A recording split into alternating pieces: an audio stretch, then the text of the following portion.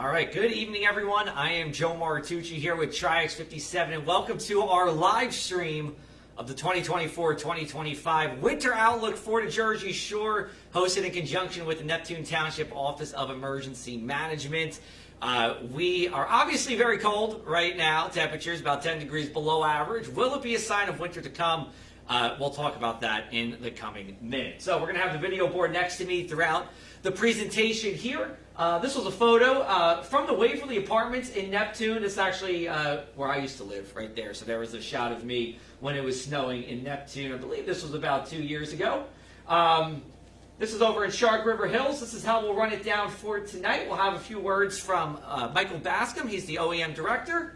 Then we will get into the winter outlook, and we'll take your questions on Facebook as well, and we'll answer them at the end. So before we get started with the winter outlook, let's bring on Michael Bascom here for a few words.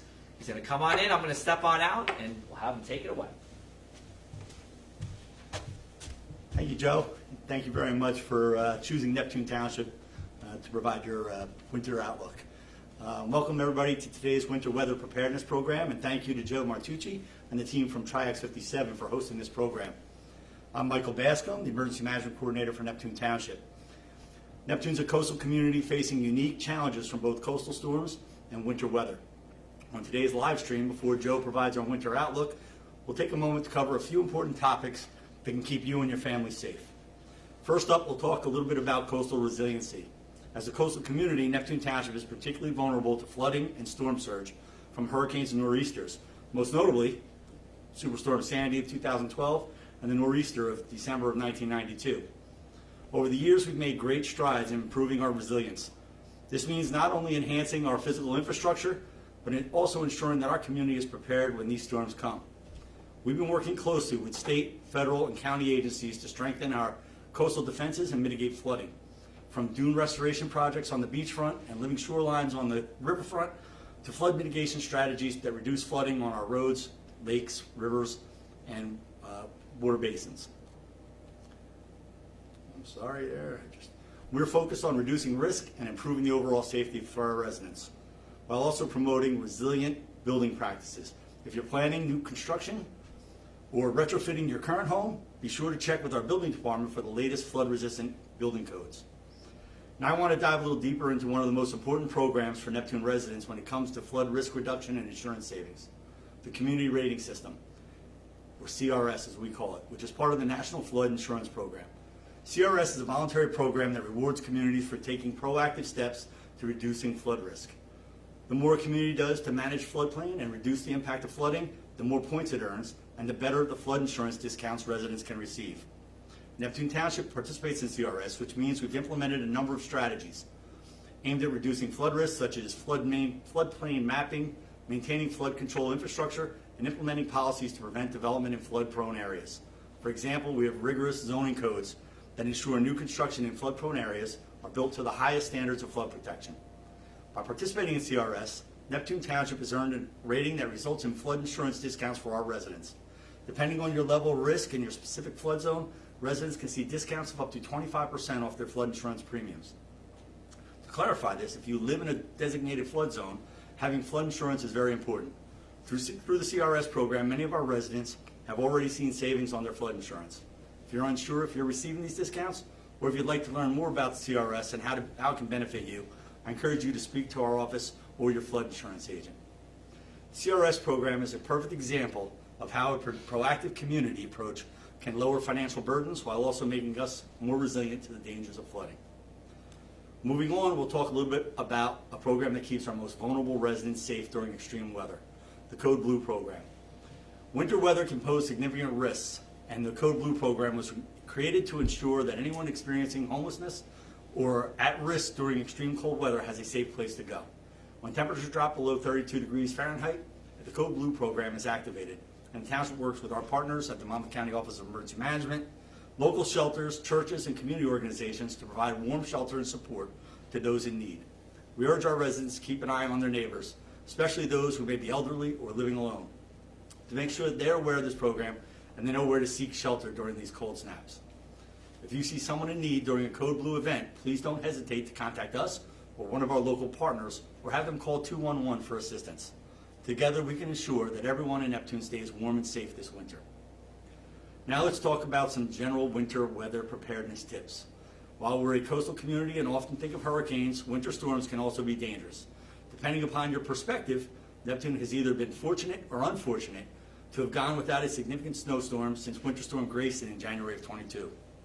I doubt that will remain the case for much longer, but Joe will be filling us in on that part.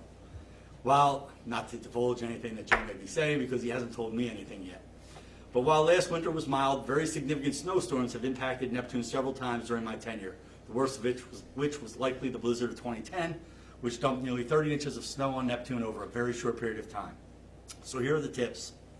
1, stay informed. Sign up for emergency alerts from the township and keep an eye on weather forecasts, especially during winter storm season. To sign up for emergency alerts, all you need to do is text Neptune Alert, all one word, to 888-777. You can also search Neptune Township in the Apple or Android app stores or download our free app. Or you can find Neptune Township OEM on Facebook, Instagram, Twitter, or our website, neptuneoem.org. 2, prepare your home. Ensure your home is properly insulated and your heating system is in good working order. Also stock up on essentials like batteries, non-perishable food, and extra blankets. Drive safely. During icy or snowy conditions, limit traffic if possible.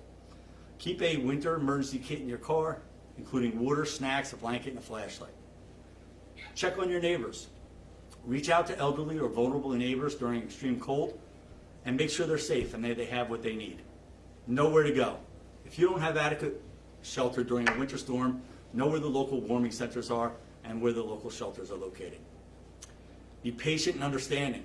It's important to recognize that it takes a minimum of 8 to 12 hours to clear our approximately 400 travel miles of local roadways after a plowable snow event, and even longer when there are such factors like heavy icing, heavy snowfall in a short period of time frame, or conditions that make snow removal or de-icing more challenging. So if at all possible, stay off the roads until the roads are clear. Observe snow parking restrictions. It is critically important to our snow removal and de-icing team efforts to prohibit parking in certain areas. Observing these restrictions helps our DPW team to more efficiently and effectively clear our roads and make them safe for passage. Before I wrap up, I want to remind everyone how important it is to prepare for both coastal storms and winter weather. Neptune Township is working hard to build a more resilient and prepared community, and your involvement is key. We all have a role to play in keeping our town safe. More information on all these programs is available on the Neptune Township Office of Emergency Management, social media, our website, and our app. Thank you for tuning in. Stay safe, and I'll give it to Joe. All right. Thank you, Michael. I appreciate it. Michael, you want to stay for a trivia question? Uh-oh. We got I'll give it a one. shot. All right, we'll give it a shot here. We have Ken Jennings up here. We'll see if you have big brain energy for this one. So here's our question. How much snow did Neptune have last winter? 7.7 inches, 9.1, or 10 on the dot? I'm going to guess last year's snow, the only snow last year was early, as I recall. Yeah. I would guess the 7.7, but I'm going to guess that I'm wrong. Well, all right, well, let's take a look. We will see. Coming up, it was actually 10 inches of snow. 10 inches on the, it was close though. I mean, you're only within 3 inches. But yeah, we have circled right there the Office of the New Jersey State Climatologist website, 10 inches just nearby. That's right. Close. We were close. It was all good. I didn't get the tip up front. No, thank you, Michael. We appreciate being here, being on Neptune Emergency Management, and we're looking forward to working with you in the future as well. All right, so talk a little bit about what I'm doing here. So my name is Joe Martucci. If you're watching on Facebook, you've probably followed me already, and that's great. We're here with Triax57 News. We are the only video news network here at the Jersey Shore. There are a number of places that cover part of the Jersey Shore, but our mission here is to cover everywhere from Cape May all the way up to Sandy Hook with video news that you can rely on here, and part of it is with weather. You can follow me at JoeMartWX pretty much anywhere on social media. You can follow Triax57 almost everywhere on social media as well. Triax57's on X, it's on Facebook, it's on Instagram. You can find us all there.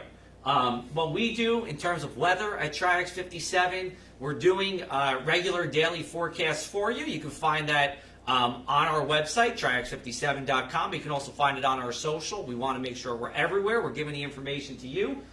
We've been doing every week in-depth updates on more significant weather. Recently, it's been the drought that we've had here across the area, but we'll do winter storms and tropical updates as well, and also longer form recap videos. And just today, you'll see on our social pages, including our YouTube channels, our monthly weather roundup. If you really like weather and you really want to know what was happening in New Jersey weather, we get access to the New Jersey State climatologist, Dr. Dave Robinson at Rutgers University, and we talk. It's about a half-hour show every month. Here's a look at our website, Triax57.com. You go right there to the homepage, and you're seeing our live stream with the big blocks here. We have related videos on the right. And then you can check out all of our social media and our local news at the bottom as well. Triax57 has been around since the middle of the 2010s. And as we go into the new year, we are making a dedicated push to cover news, weather, sports, and more, again, up and down the Jersey Shore as we expand our territory here. So we appreciate you tuning in. And you can send in news tips to newstips@triax57.com. Kimberly Buck, part of our news team. She was supposed to be here, but is not, however. But we have John Hines here, our owner of Triax57. He is here as well, talking with us. But we have our news team that is expanding as well. Samantha Hildebrandt and others, Kathy Bruce also, who are working with us at Triax57. In terms of meteorology, this was me when I was 8 years old. I knew I wanted to be a meteorologist then, but apparently I was a chef for Halloween this year. Weather's something that you just don't fall into. I think if you ask 7 out of 10 meteorologists, they would tell you that they've been interested in weather since before middle school. And that was the same for me. Growing up, reading weather books, tracking hurricanes. Weather.com was my first website probably when I was about that age, maybe a little bit older than that. When I went to high school, and Michael Bascom's son, Kyle Bascom, and I went to high school together, they had a meteorology class. That was great because I knew that was going to be an easy A for me. Maybe not so great because everyone knew that I liked weather and wanted to see what I was putting on the homework and stuff like that. All right. When you look at places to trust for weather, and we hope you'd follow us here at Triax57. But if you're out somewhere else along the country here, you're looking, hey, who do I follow for weather? I want something more than just my regular phone app. You want to look for people who are certified. The American Meteorological Society has 2 seals for broadcast and digital meteorology work for people who are at the highest levels of not only communicating the weather, but know about the weather as well. These are peer-reviewed. There's about 1,100 certified broadcast meteorologists in the country. I have a certified broadcast meteorologist seal and a certified digital meteorologist seal. Again, not saying you have to follow me, though we do appreciate it if you do here at Triax57. But if you're elsewhere across the country, look for these seals. Do a little bit of homework. Those are the people that really are at the top of their game when it comes to weather. We'll jump ahead into the winter outlook here. And before we talk about what is coming ahead, let's talk about what average is, because we're going to be talking a lot about above average, below average, drier than average. Well, what does that mean? We take a look at Long Branch. Long Branch has had records going back to just about 1900 or so. On average in Long Branch, we are looking for 22.1 inches of snow on average. That is our average in Long Branch. We have about 7.7 days a year with some kind of measurable snow. This doesn't include flurries, but it's snow that you can actually measure with a ruler. We have our first measurable snow about December 16th here. Now, we might see a little bit of snow in Neptune, but I don't think it's going to be measurable this Wednesday night and Thursday. We'll have to wait if we get it towards December 16th. Lows below 32 degrees. This is important for emergency management. This is when code blue warming shelters are open. On average, we have 100, although that has been declining in recent decades. Now we're about 80 or so if you look at the past 10 years. And the number of highs below 32, where it doesn't get above freezing all day long, is 16. And on any given year, we have a 10% chance of being below 0 degrees here, including our record low of negative 12, which we had back in the early part of the 1900s. For everyone watching at home here, we have trivia question number 2. We won't bring Michael up for this one. But we wanted to know, when was the last time Long Branch had a sub-0 degree reading? Was it 2020, 2018, or 1988? Cue the Jeopardy music while I'll let you guys think about this for a couple of years, or for a couple of minutes. Not a couple of years, a couple of minutes here. 2020, 2018, or 1988? And the answer is 2018. Michael got his cheering in the back over here. He got that one. That was part of a really long cold stretch. Probably our last, I would say, severe cold stretch that we've had at the Jersey Shore. It began right around Christmas Eve and continued until that first weekend of January, where there were a number of days with high temperatures in the teens and 20s, low temperatures even at the immediate coast near zero, and below zero when you make your way inland. This chart showing the number of number of days with lows below zero since period of record has begun, which is in 1907. And it really isn't guaranteed every year, but before 2018, our last one was about 1985. It has just been happening less frequently here at the immediate Jersey Shore. So that's average. So when we're talking about average, those are the kind of things that we're talking about. So let's take a look at the forecast. Usually I ask people when I'm doing these live talks, who likes snow? A few people raise their hand. Who hates snow? More people raise their hand. And then who likes one snow and then they're done with it? Who's a one and done? And that's usually when most people raise their hands. So, when we look at the factors for this winter, there are 5 different things that we're looking at. And we'll explain these all, but I just want to go through just what's in the snow category, Siberian snow cover, and again, we'll talk about what this means. And that's about it. Everything else is in the no category instead of the snow category for this winter here. Most things are pointing towards this not being a very cold and snowy winter. It's hard enough to even get a very cold winter in the past couple of decades with our changing climate, but at least snowy winters we have seen in, of course, the past couple of years. So we start off with any winter forecast with, are we in El Nino or La Nina? And this shows what the water temperatures are like off the equatorial Pacific Ocean, off the coast of Peru.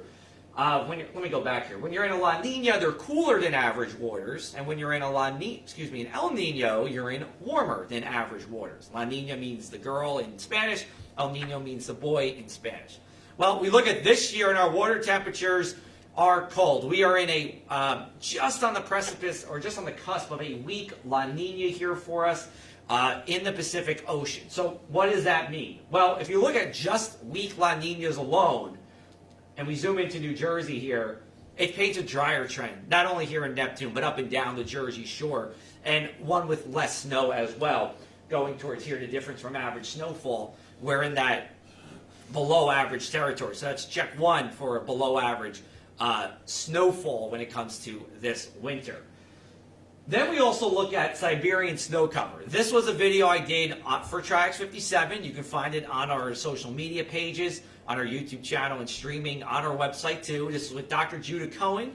He's a scientist and the director of seasonal forecasting for AER in Massachusetts. He pioneered this method of correlating Siberian snow cover to what's going to happen here in the Northeast. Essentially, the more snow cover we see in Siberia in October, the better chance for cold air outbreaks and bigger snowstorms in the Northeast. Now, we look at Siberian snow cover, and it's been slightly above average this October. We can give it a checkbox for a snowier winter, but it's a small checkbox at that. It's pretty much near the average. But that is something that the check mark in the above average snowfall category if you're keeping score at home. Then we look at this word, probably the first and last time you'll ever hear this, the quasi-biennial oscillation. This is a regular movement of the winds in the stratosphere. That's about 60,000 feet high above where planes fly. And there's 2 phases. There's an easterly phase where the winds flow in an easterly direction, and a westerly phase. We call this a positive phase where they flow in a westerly direction. This changes every 14 months. Every 14 months on the dot here. The only thing in our Earth's climate that's more regular than this is the changing of our seasons from spring to summer to fall to winter and back again. This is extremely regular, and we are in a positive phase right now of the quasi-biennial oscillation. So if you zoom into, let me go back here. If you zoom into New Jersey, there is a trend towards drier conditions for us here at the Jersey Shore. Really, pretty much everywhere south of Interstate 78 in New Jersey has a drier trend. No real temperature trend, though, from this. So drier probably means less snowy as well when we look at that. Then we look at the polar vortex, and this gets a lot of play, of course. The polar vortex is a cold dome of low pressure, a cold dome of low pressure that likes to sit at the North Pole. Think about a spinning top. The faster that top spins, the more it just stays in one place. But the slower that top spins, it starts to wobble and eventually just bounces all around the place. When your polar vortex is strong, it's like that tightly spinning top. When it's weak, it's that weaker spinning top that starts to wobble here. Now, I did this video on the polar vortex a few years ago, and it was so good apparently that the Deadliest Catch picked it up. I don't know, I didn't think it was all that great, but it still did the job, and it made its way into one episode of the Deadliest Catch. So I'm in Hollywood at least for 30 seconds.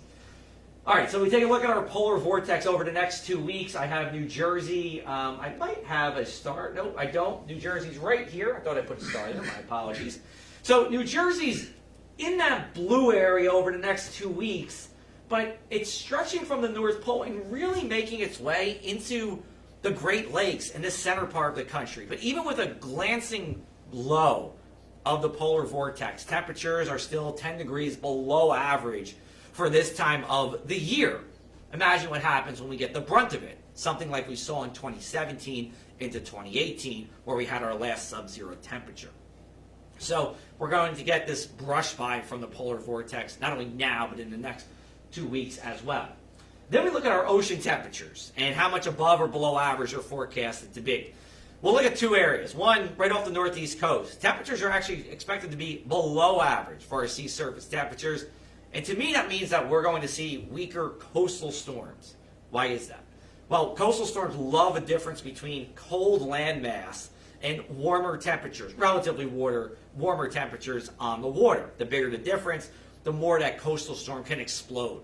But when temperatures are below average on the sea surface, there's not going to be as much of a difference between ocean temperatures and land temperatures. And those coastal storms, while they will still happen, I don't see any monster coastal storms coming our way. And that's good news for beach erosion and coastal flooding as we go into this winter.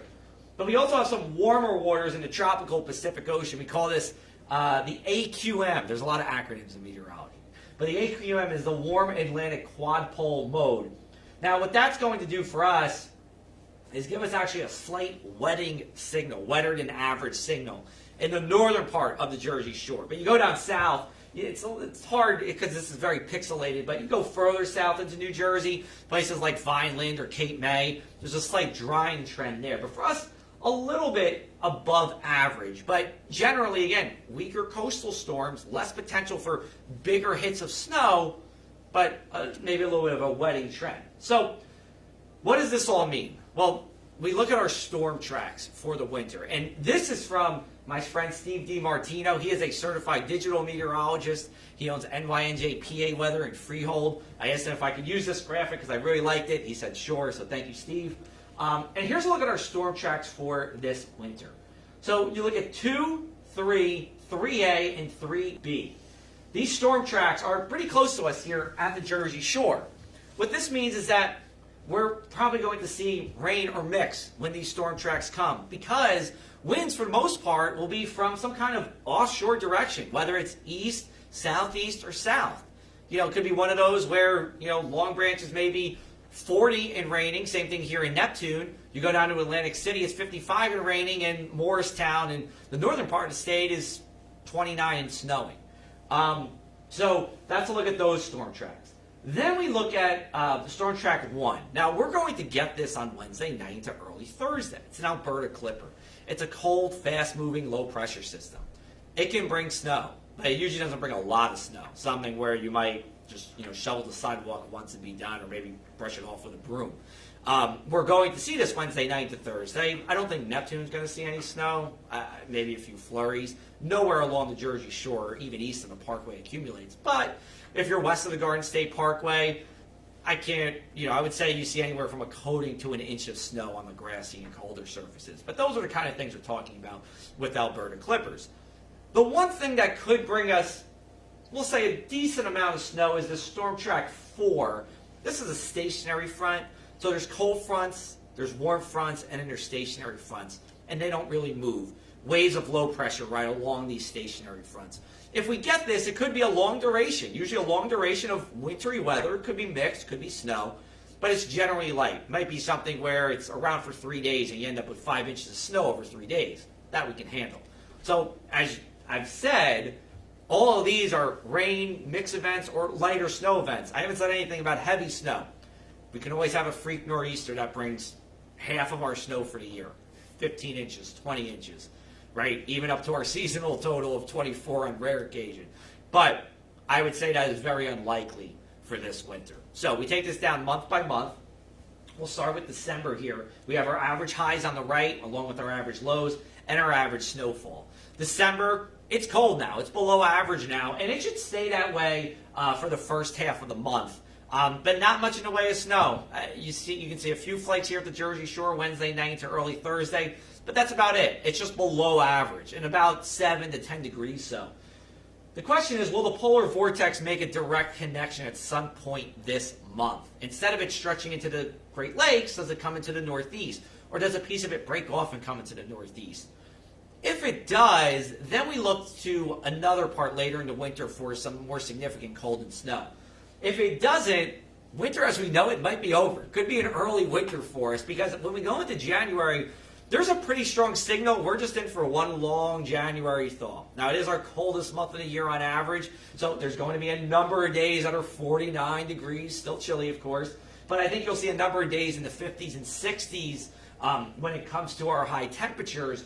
And we're still going to expect coastal storms, but I don't think they're extremely strong, should be weak to moderate, that bring mostly rainy or mixed conditions. And hopefully, when it comes to the coastal flooding, it's in minor, maybe moderate stage. And largely, we can handle those. It's the major flood stage that really becomes a problem.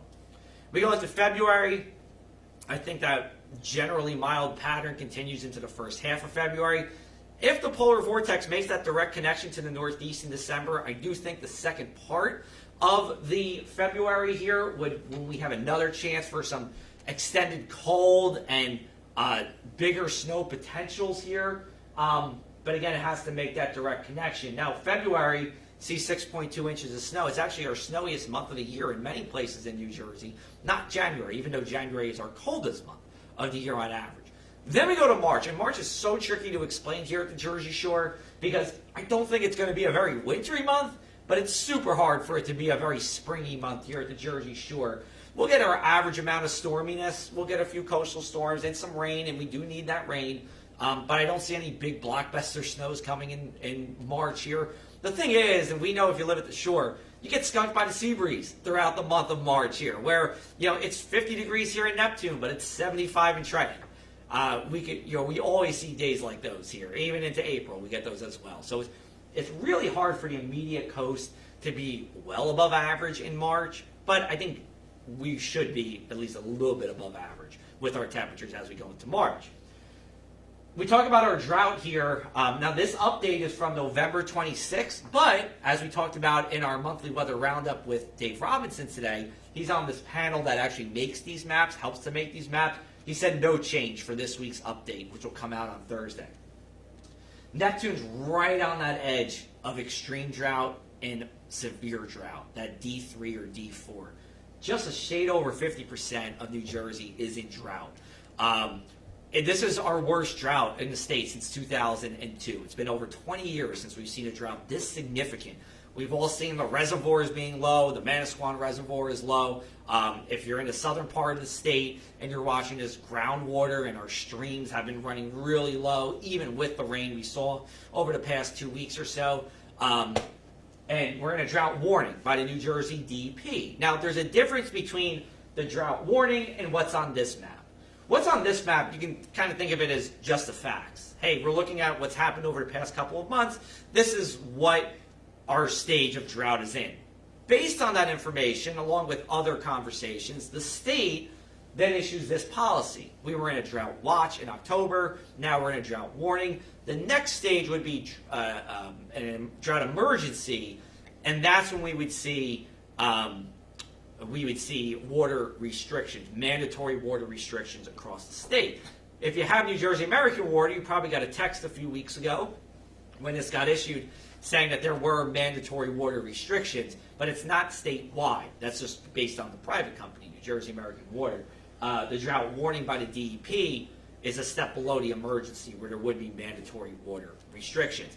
And going into this winter, drought's probably going to persist. I think it gets better than it is now, but I don't believe we're going to be cured of drought, because I don't believe we're going to see a very wet winter here across the area. It puts a lot of pressure on the spring to really be above average precipitation-wise, because even if it's near average or below average, we're going to slip more into drought as we go into the spring and summer. And we're already in extreme drought from really about Neptune south in New Jersey, and then a severe drought to the north, either a Category 2 drought or a Category 3 drought out of 4 being the highest.